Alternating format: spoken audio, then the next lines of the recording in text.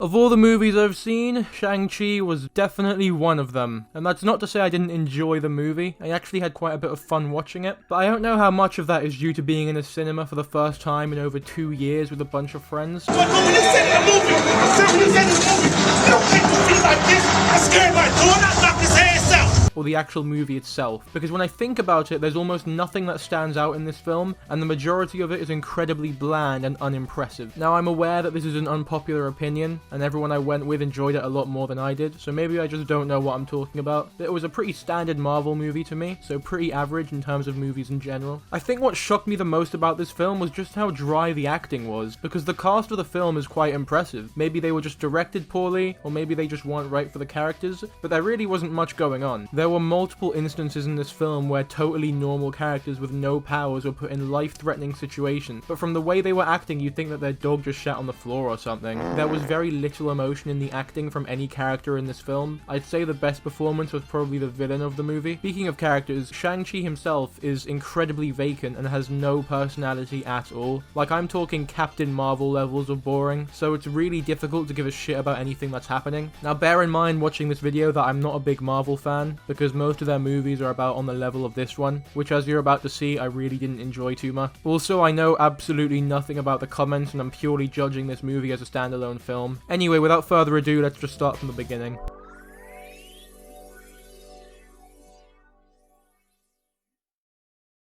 The movie starts with Shang-Chi's dad meeting his mum as they develop feelings for each other at a fight scene near the entrance to her home, which is like a magical village thing. It's a pretty decent introduction to the movie, and I found myself entertained whenever the father was on screen, at least for the first half. The fight is choreographed in a way that makes it seem like a mix between dance and combat, and I honestly don't think it was too great in terms of a fight scene. None of their hits really seem to have much connection, and that's a trend with most Marvel fights. The hits just don't look real enough for me to be properly engaged.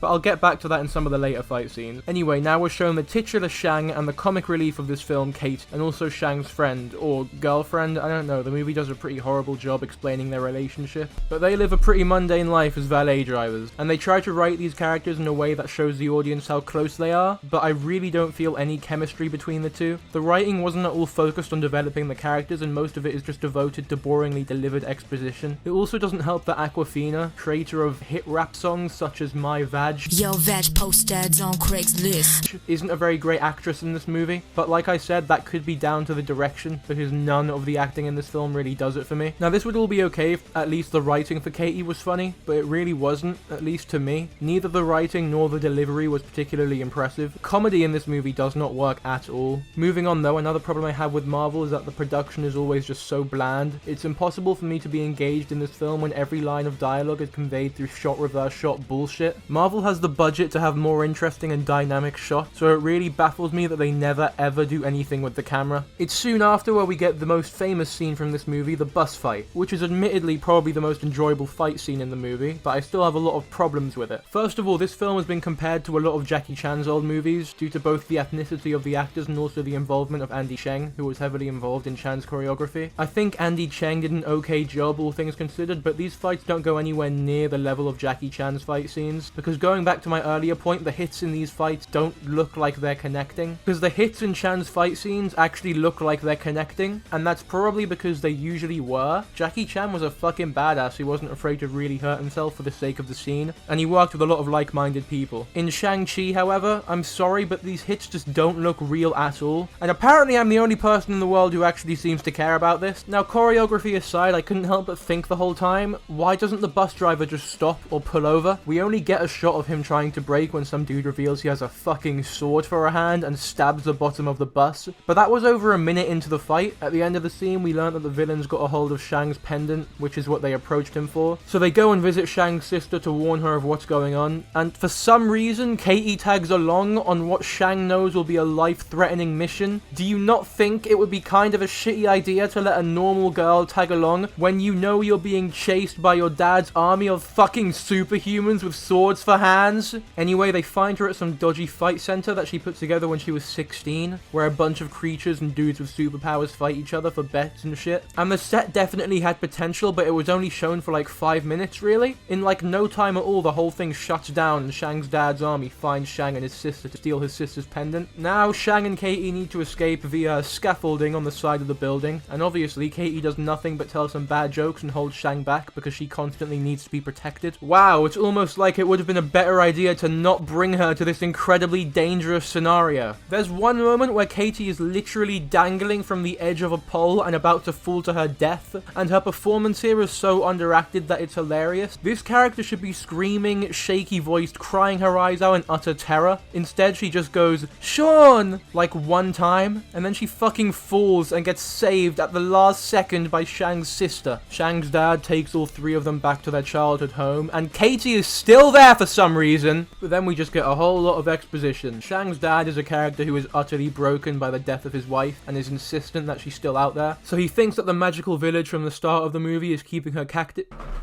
Getting a call from my dentist. Yep, bye-bye. Yep, thank you. So he thinks that the magical village from the start of the movie is keeping her captive, and he needs to go and save her. This is such a good outlet to express a genuinely emotional scene. You could develop these characters into a more relatable personality via how they deal with loss if you really fucking tried, but we get absolutely nothing. Shang doesn't sound sad when he talks about his mother, he just sounds fucking bored. And his sister is just quiet the whole time. She never says anything about it for like the entire movie. Speaking of which, her character is so irrelevant. She might as well not even be here. She really doesn't do anything the entire fucking time. You could easily write her and Katie out of this movie. So Shang's dad puts them both in a cell where they immediately escape and find the guy from Iron Man 3 because the film needed another comic relief. And you know what? To say something positive about this film, I do kind of enjoy that Shang-Chi doesn't feel the need to include a lot of other Marvel characters. It really was its own original movie for the most part, which I know is a bit of a backhanded compliment, but there aren't a lot of positive things I can say about this film, so I'll take what I can get at this point.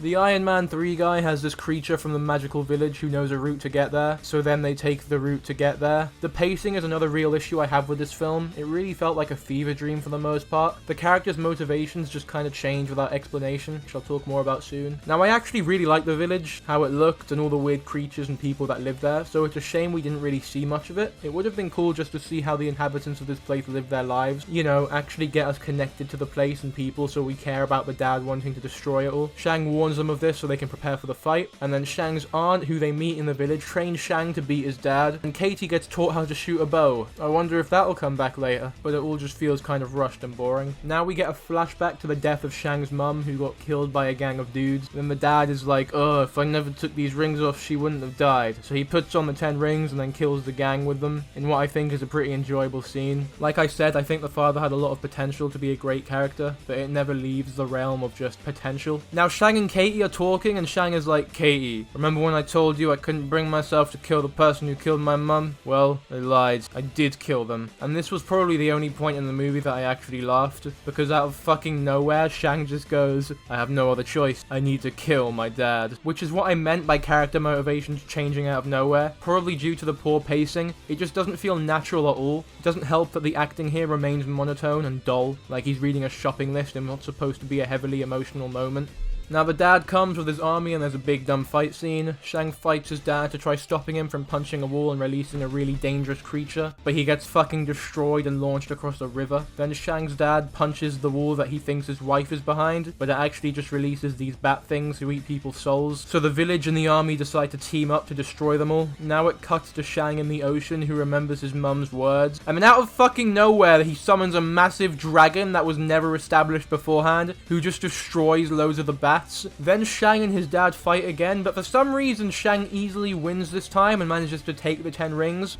Then another massive dragon comes from the wall that the bats were coming from, but it's like an evil one this time, and Shang's dad, upon realizing he was wrong, I guess, sacrifices himself to save Shang. We just witnessed these two have like an epic fight scene, but now that it's convenient, neither of them are strong enough to just jump out of the way. The dragon really didn't seem to be doing much to kill them, but they needed the dad to die, so fuck it. And it's one of the most underwhelming death scenes I've ever seen. This is yet another point in the film where there was such a good opportunity to have a real real moment of emotion. It's established later that by attacking the dragon's throat, you can stop him from consuming the soul that he's consuming at the moment, and there was definitely enough time for Shang to do that whilst his dad was dying in front of him. But they literally just fucking look at each other with absolutely no change of facial expression for what feels like 20 fucking minutes. And you might say that Shang didn't know of the dragon's weakness, but could he not have at least fucking tried literally anything? Now the dragons are fighting each other, and it's all pretty awful, to be honest. By this point, I had completely lost interest in the film and had been pulled out of the experience completely, because nothing made any sense, and it felt like the only reason these dragons were a thing was because they needed the obligatory big dumb CGI fight that every fucking Marvel movie has, and they're always just so overdramatic. This film was at its best during the smaller scale fight scenes. This whole exchange is utter overkill. At one point, the dragons are having a tug of war sort of thing, as the evil dragon is trying to steal the good one's soul, and Shang is holding his sister to stop her from dying. But that's okay, because Katie, who trained for like 2 fucking hours, saves the day and shoots the evil dragon's throat, where every other archer had failed despite devoting their entire life to the craft. Then Shang does some really flashy big CGI bullshit move and wins the fight. It's all just so disappointing. The movie ends with Wong from Doctor Strange entering a pub through a portal, and he's like, "Shang, we need you and the 10 ring." Now that's all well and good, but then he turns to Katie and goes, "And we also need you." But why the fuck would the Avengers ever need Katie when she's just normal girl? Seriously, what could she ever do against the incredibly stupidly powerful villains in these movies? Anyway, that's pretty much the end.